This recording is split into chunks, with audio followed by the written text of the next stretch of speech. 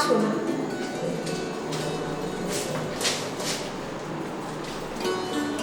হ্যাঁ, যাই হোক, তো কালকে তো আপনার অনুষ্ঠান হ্যাঁ, চলো পাল্টায় এবারে থিম।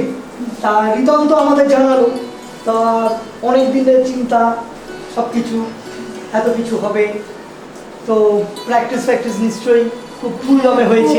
জোরদার রিহার্সাল হয়েছে। তাই টেনশন কি হচ্ছে? এত বছর তো প্রোগ্রাম করছেন।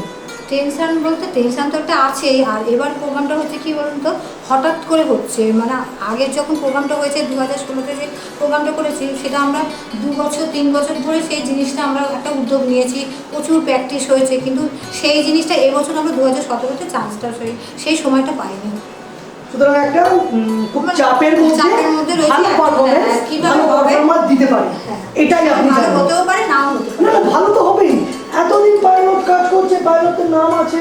আর সবথেকে বড় কথা হচ্ছে, যারা খুব ভালো ড্যান্সার বা যারা পারফর্মার, এক কথায় বলা যায় যে তারা চাপের মধ্যে ভালো প্রোগ্রাম দেয়। এটা আপনি খুব ভালো জানবেন, আপনার অভিজ্ঞতা অনেক। তা চলুন আমরা একটু বসে আলোচনা করি এই বিষয়ে। মধ্যে আসি, কালকের যে আমাদের অনুষ্ঠান, কিভাবে আপনারা শুরু করছেন, কি হবে সে বিষয়টা পরেই আসি। সেই ফিরে যাই যখন আপনি ছিলেন স্টুডেন্ট, বহু বছর আগে। কিছু শুনি আপনার মুখ থেকে।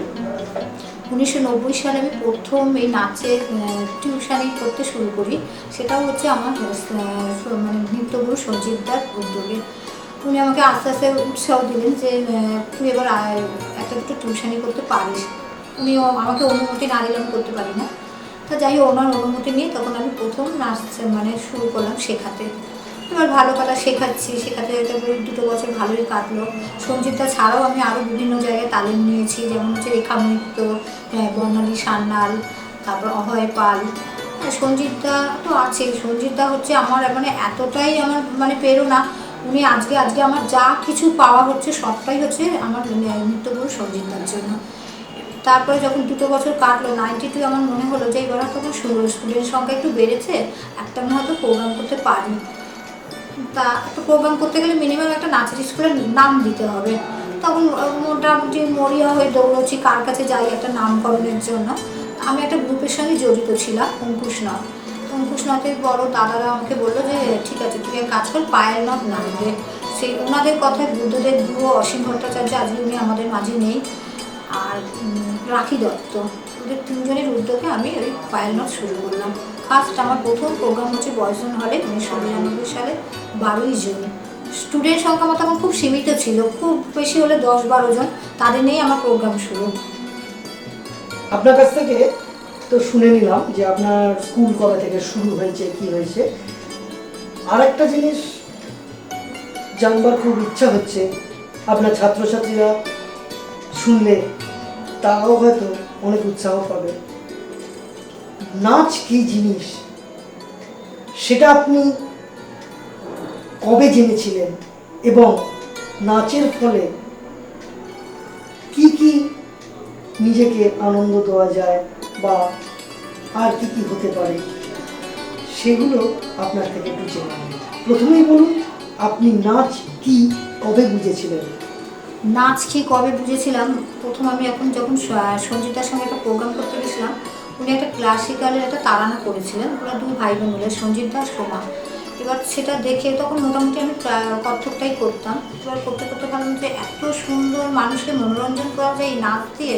তখন আমার মনের মধ্যে একটা জাগলো যে আমি যে কোনো প্রকারে মানে হব, টিচার হতেই হবে।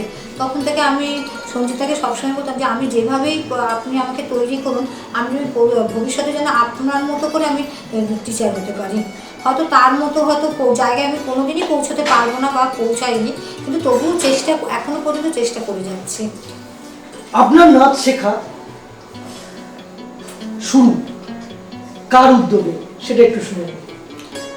অবশ্যই আমার বাবার উদ্যোগে।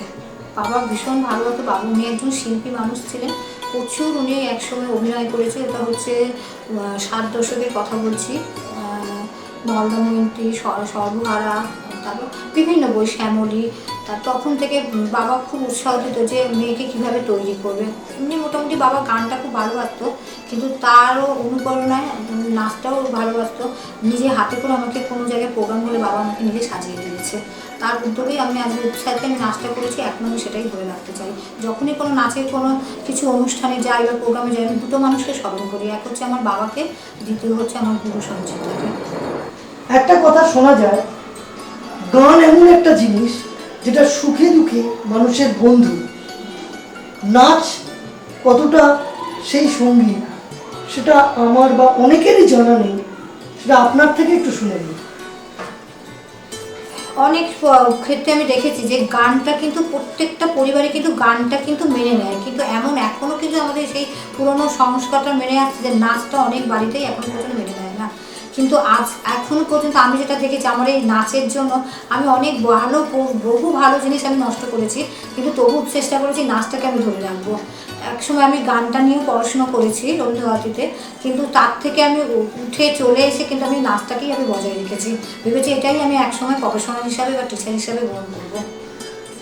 তাহলে একটা কথা বলতে পারি, নাচকে ভালোবেসে নাচ শিখে তার শিক্ষা প্রদান করে তার প্রচার আপনি করতে চেয়েছেন। আমার প্রচার মানে আমার স্যারের প্রচার, যে আমি তার কাছে কতটা শিক্ষা লাভ করতে পেরেছি এবং উনি আমাকে কতটা শিক্ষা দিয়েছেন। তার থেকেও বড় কথা আমি বলছি যে টিচারের কাজ শিক্ষা প্রদান করা, সেই কাজটা আপনি করতে পেরেছেন। আপনার বিয়ে হয়ে গেছে বহুদিন, বিয়ের পরে একটি নতুন সংসারে এসেছেন, সেখানে কার সাহায্য সব থেকে বেশি পাওয়ার জন্য আজকে আপনি টিচার হতে পেরেছেন? অবশ্যই আমার হাজব্যান্ড রবীন্দ্রনাথ। আজকে উনি আমাকে যদি এতটা টেনে না নিয়ে যেতেন, তাহলে হয়তো আমি এই ব্যাপারে আজকেও আমি দাঁড়িয়ে থাকতে পারতাম না। আমরা শুনেছি প্রেরণাটা উনি আমাকে মানে করে গেছেন, এখনো পর্যন্ত মানে স্টিল নাও করে যাচ্ছে। আমি একটা কথা শুনেছি আস্তে আস্তে, যেহেতু আপনার সেন্টারে খুবই নাম আছে চারদিকে, যে আপনার ছেলেও ড্যান্সার রিতন। তো রিতন আজ ড্যান্সার এটা অনেকেই জানে, কিন্তু আস্তে আস্তে এলাকাতে যেটা শুনছিলাম যে একদিন ও হয়তো ড্যান্স পছন্দ করতো না, কিন্তু ও টার্ন অ্যারাউন্ড করে ড্যান্সের দিকে আসে এবং নতুন উদ্দীপনায় ও এগিয়ে যাচ্ছে এবং ও আজকে ওয়েস্টার্ন ড্যান্সটাও শুরু করেছে এবং পরবর্তীকালে হয়তো আরও উন্নতি করবে। তা এই যে টার্ন, এটাতে আপনার প্রভাব না পারিপার্শ্বিক দেখে আপনাকে দেখে ওর পরিবর্তন, আপনার কি মনে হয়? ছোটবেলা থেকে আমার মানে ওর বাবার ইচ্ছা ছিল যে ওকে কোনোদিনই নাচ করাবে না। ওর বাবা একজন ম্যাজিশিয়ান, ইচ্ছা ছিল যে ওকে ভালো একজন ম্যাজিশিয়ান তৈরি করবে। প্রচুর চেষ্টা করেছে। রিতন বর্ণনগর রামকৃষ্ণ মিশনে পড়তো, ক্লাস 2 থেকে ক্লাস 9 পর্যন্ত বর্ণনগর রামকৃষ্ণ মিশনে একটানা ম্যাজিকের শো করেছে। এবারে হঠাৎ করে দেখতাম ও আমার যখন বাড়িতে যখন স্টুডেন্টরা আসতো, ও তখন হয়তো যে খুব যে একটা উৎসাহ নিয়ে দেখতো সেটা না, কিন্তু ক্লাস যখন এতে উঠলো 10-এ উঠলো, তখন আমি দেখতাম যে ওর ঘরেতে ও জানলা দরজা বন্ধ করে কি করে। আমার ভীষণ একটা কৌতূহল জাগলো যে ও হঠাৎ করে জানলা দরজা বন্ধ করে কি করছে। যেহেতু ছেলে বড় হচ্ছে, তারপর রামকৃষ্ণ মিশনের স্টুডেন্ট, একটা মানে এক্সট্রা একটা মানে ওদের মধ্যে একটা কৌতূহল থাকে বা একটা জানার আগ্রহ থাকে, ছেলে কি খারাপ কিছুর দিকে যাচ্ছে। তখন বলতে আমি একদিন উঁকি মেরে দেখলাম, দেখি যে ও দেখি আয়নার সামনে দাঁড়িয়ে দেখি নাচ প্র্যাকটিস করছে। আমি একটা কাট করছি আপনার থেকে, একটা জানতে চাই, আপনি যে বললেন না যে রামকৃষ্ণ মিশনের স্টুডেন্ট বলতে ওর মধ্যে একটা আলাদা উদ্দীপনা ছিল। আপনি তো রামকৃষ্ণ মিশনে ছিলেন না, আপনার মধ্যে সেই গ্রোটা করেছে। আমি মনে করি আপনার জেনেটিক্সে যেটা আছে সেটা ওর মধ্যে আসার ফলে ও করেছে। Institution is not a proud of any student, student is proud of any. তা এদের ব্যাপারটা কিন্তু এরা একটু এক্সট্রা, এই এক্সট্রাটা পেয়েছে মার থেকে। আমরা তো আপনার কথা শুনে মনে হচ্ছে, আমার তো মনে হয় না যে এখানে টিচার তো প্রথম থেকে ড্যান্স শেখায়নি, সেই জিনিসটা আপনাকে দেখে ওর আজকে পরিবর্তন। এটা হয়তো আপনি মা হয় বলতে চাইছেন না, কিন্তু আমরা বুঝতে পারছি যে ও ছোটবেলা থেকে যে জিনিসগুলো না, ওর দেখেছে। মনের মধ্যে একটা কষ্ট ছিল কি যে মা তো সবাইকে পায় ধরে ধরে মেরে মেরে শেখায়, কিন্তু মা আমাকে কোনোদিনও শেখায়নি। আর আমি ওকে কোনোদিন নাচের ব্যাপারে বলতাম না, কারণ আমি সবসময় জানতাম যে ওর বাবা ম্যাজিকটা খুব ভালোবাসে, ও হয়তো একদিন পরবর্তীকালে ভালো মতো পড়াশোনা করবে, একজন ম্যাজিশিয়ান হবে। কিন্তু হঠাৎ করে ও কোথা থেকে নাচে এসে গেল, এটা সত্যি আমার কাছে খুবই অজানা। আমার তো মনে হচ্ছে এটা রিফ্লেক্স অ্যাকশন হয়ে যায়, যে আপনার যে স্টুডেন্টদের শেখানো এটা দেখে ওর যেটা ভালো লেগেছে, ভালো লাগার ফলে ওটা ওকে বলা হচ্ছে না যেটা ভালো মানে খুব এটা তুই কর, এটা বাবা মা যখন বলছে না কিন্তু ওটা দেখে তার ভালো লাগছে, ভালো লাগা থেকে ভালোবাসা জন্মে গিয়ে ও সেটা হয়তো না, চেঞ্জ একটা দিন করেছে। হলো কি, ও আমাকে হঠাৎ করে, আমি একটা দর্জি পাড়াতে আমার এক গুরু ভাই আছে, প্রতি বছর আমি বিয়ের আগে থেকে আমি ওর ওখানে একটা ডিরেকশন দিই, পুজোর পরে ওদের একটা প্রোগ্রাম হয়, তাতে আমি ডিরেকশন। ও যখন আস্তে আস্তে একটু বড় হলো আমার সঙ্গে সঙ্গে যেত, রাত্রি 10:30 11টা রিহার্সাল হতো।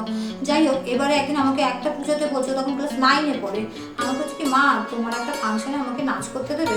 আমি তো খুব ব্যাপারটা খুব হাসির ব্যাপারে নিয়েছি, আমি তুই নাচ করবি? বলছি দাও না, একটু দিয়েই দেখো না। তখন আমি আমার গুরু ভাইয়ের সাথে কথা বললাম যে কী করা যায় বলতো, ছেলে ভীষণ বায়না করছে। বলছে ঠিক আছে দেখো, ওকে ওকে তো একা দেওয়া যায় না, কেন এত বড় একটা প্রোগ্রাম হচ্ছে। তা আমি বললাম যে ঠিক আছে, তাহলে ওর সাথে আমাদের পাড়ার দুটো মেয়েকে দেবো। তো সেই ওর নাচ, প্রথম ওর নাচ শুরু হচ্ছে দেবের নাচ, ঢাকের তালে? না ঢাকের তালা না, নাচটা হচ্ছে আচ্ছা ঠিক আছে, আমরা আপনার ছেলেকে একবার ডেকে নিই, ওর মুখ থেকেই শুনে নিই। হ্যাঁ ঠিক আছে, হ্যাঁ, ছেলে পাশের করে আছে, আমি তাহলে ডেকে নিয়ে আসি। নিয়ে আসুন। আর আসছি, হ্যাঁ আসুন। আমার ছেলে রিতম জানা। হ্যালো রিতম।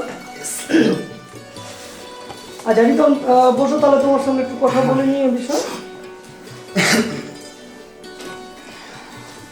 মার কাছ থেকে তো মায়ের শুরু, এবং আজকে পর্যন্ত উনি যেমনভাবে এগিয়ে এসছেন সেসব শুনলাম, এবং তুমি কি করে টার্ন টু ড্যান্স সেটাও শুনলাম।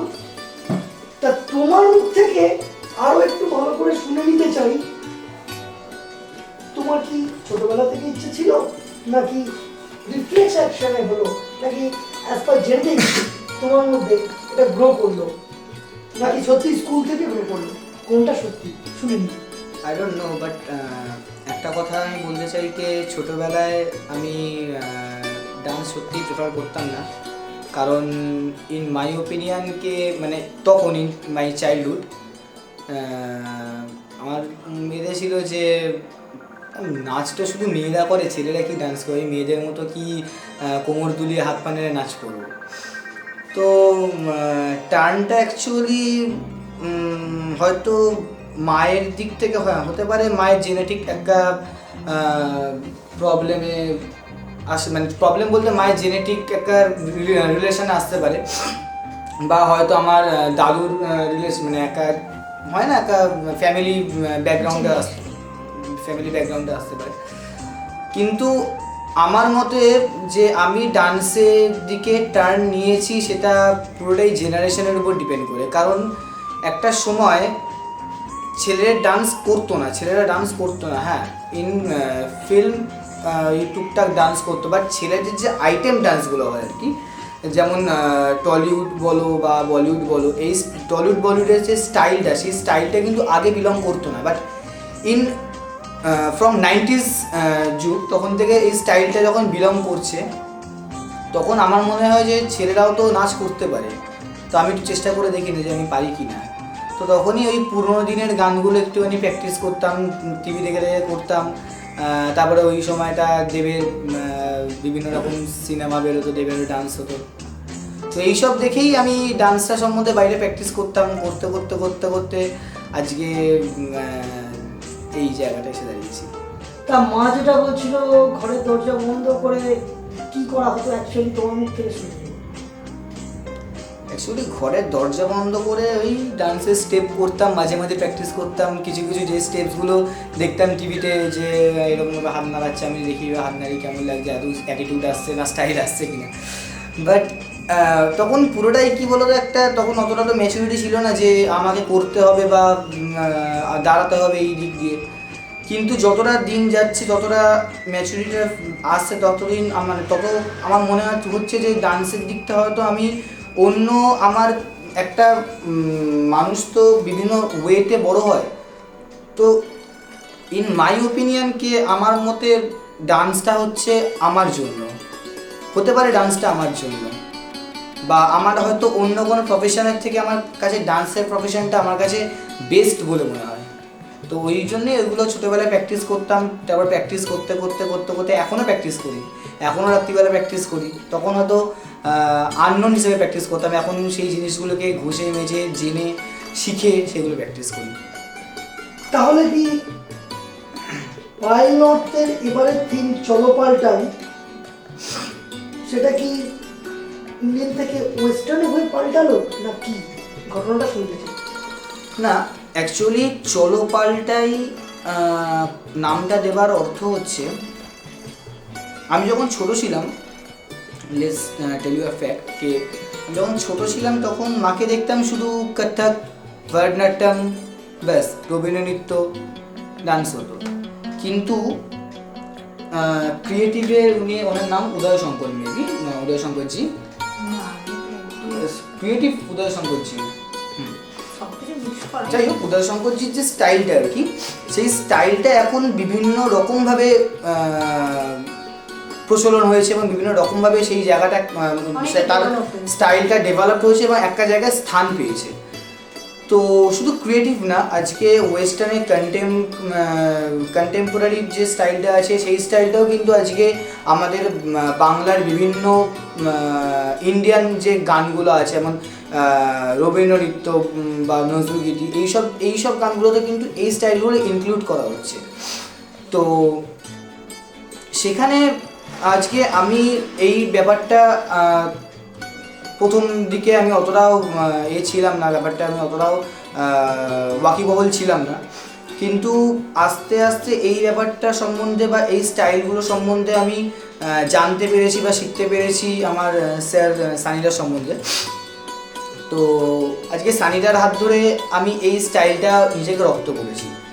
আর আমাদের প্রোগ্রামের নাম চলো পাল্টাই, তার কারণ হচ্ছে নামটা দেওয়ার অ্যাকচুয়াল মিনিং হচ্ছে জেনারেশন গ্যাপ। আজকে আমরা এরকম অনেক, আমাদের এই জেনারেশনে ইন 2017 আমরা অনেক ছোট ছোট বাচ্চাদের দেখতে পাই যারা হয়তো গুপি গাইন বাঘা বাইনকেও চেনে না, কে গুপি গাইন কে বাঘা বাইন তাই জানে না। কাউকে যদি কোনো বাচ্চাদেরকে জিজ্ঞেস করা হয় যে গুপি গাইনের দেশ কোথায়, বাঘা বাইন কোথায় থাকতো, কোন দেশের ছেলে ছিল, সেটাও তারা বলতে পারবে না।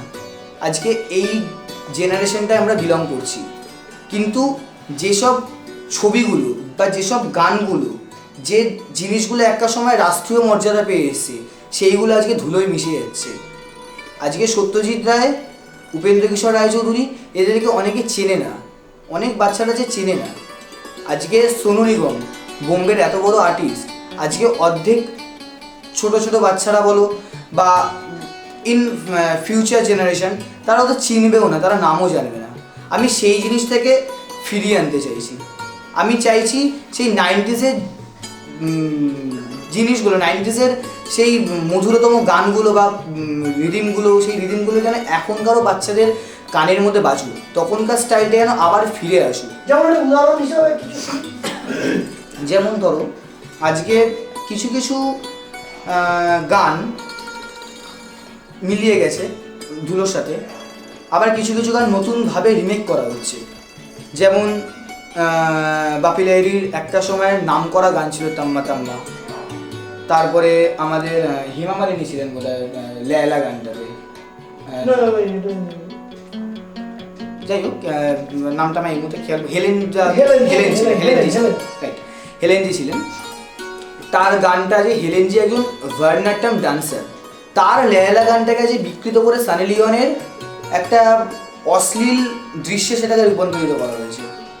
যাই হোক, আমার বক্তব্য হচ্ছে যে পাইলট চলো পাল্টাই বলতে চাইছে সেই মধুরতম দিনগুলো নিয়ে এসো, সেই সুন্দর মিউজিক, বাপি লাহিড়ী মিউজিক বা পঞ্চমের যে মিউজিক, পুরোনো মিউজিক, আরও পুরোনো, তো ওই রিদিমগুলো বা যেটা অন্য মালিকের ছিল, সোনু নিগম ছাড়াও অনেক অন্য মালিকের ছিল, তারপরে নদীম শ্রাবণ ছিল, এইসব মিউজিকগুলো যদি আবার ফিরে আসা যায়, মানুষের কানে যদি আবার বাজতে থাকে, তাহলে হয়তো কিছু পরিবর্তন হতে পারে। আমরা পাল্টাই, এইটাই পাইলটের মূল বক্তব্য। তো চলো পাল্টাই তো বুঝে গেলাম, এবার আমরা পুরোটাই শুনে নিই কালকের প্রোগ্রামটা কিভাবে অর্গানাইজ করা হচ্ছে মা ও ছেলেকে একই ফ্রেমে ধরে। প্রথম থেকে পুরো রবে নীরবে দিয়ে শুরু করছি। আচ্ছা, প্রথমে রবে নীরবে করছি শীতের উদ্দেশ্যে, তারপরে রাখছি বাচ্চাদের একটা অনুষ্ঠান আয়তবে সহচরী, আয়তবে সহচরী, তারপর তারপর আমার ঠিক খেয়াল নেই। বা তার মানে তো এখনই বোঝা যাচ্ছে যে উত্তরাধিকার সূত্রে একটা স্কুলও চলে আসছে রিতনের হাতে। রিতন এখন পুরো দায়িত্বটাই নিয়ে নিচ্ছে। হ্যাঁ, পুরোটা দায়িত্বটা রিতনের উপরে। বাহ, খুব ভালো কথা। তাহলে আমরা আজকের হিরোর থেকে শুনে নিই। আমি বলছি, আয়তব সহচরীর পরে যাচ্ছে আমাদের ভেঙে মোর ঘরের চাবি, রবীন্দ্র নৃত্য। তারপরে একটু ব্যাক, একটু পুরোনো দিনের ইন্ডিয়ান স্টাইলে চলে যাচ্ছি আমরা, কত্থক, ভারতনাট্যম, আবার রবীন্দ্র নৃত্য দুটো। তারপরে রবীন্দ্র নৃত্যের রবীন্দ্রনাথের লেখা নৃত্যনাট্য চিত্রাঙ্গদা আমরা আয়োজন করেছি। এই চিত্রাঙ্গদা থেকেই আমাদের টার্নটা আসছে। চিত্রাঙ্গদা থেকে আমাদের টার্নটা নিয়ে যাচ্ছি আমরা creative dance, Bangla creative dance. যেমন এই কিছুদিন আগে ইমন চক্রবর্তীর মুক্তি পাওয়া একটা জনপ্রিয় গান তুমি যাকে ভালোবাসো, প্রাক্তন ছবি থেকে, সেই গানটার উপর একটা কোরিওগ্রাফ আমরা আয়োজন করেছি। তারপর থেকে আবার আমরা যারা একদম ছোটো বাচ্চারা, যাদের জেনারেশন, যারা ধিনচ্যাক বা রকিং ব্যাপারটার সাথে যারা কিছু বোঝে না, তাদের জন্য একটু রকিং টাইপের গান রাখা হয়েছে, যেমন টাই টাই ফিস, ঢিঙ্কা চিকা, এইরকম ধরনের গান রাখা হয়েছে। আর তারপরে বিভিন্ন রকম, যেমন উড়ি উড়ি যায়, তাম্মা তাম্মা, এরকম বিভিন্ন রকম গান রাখা হয়েছে।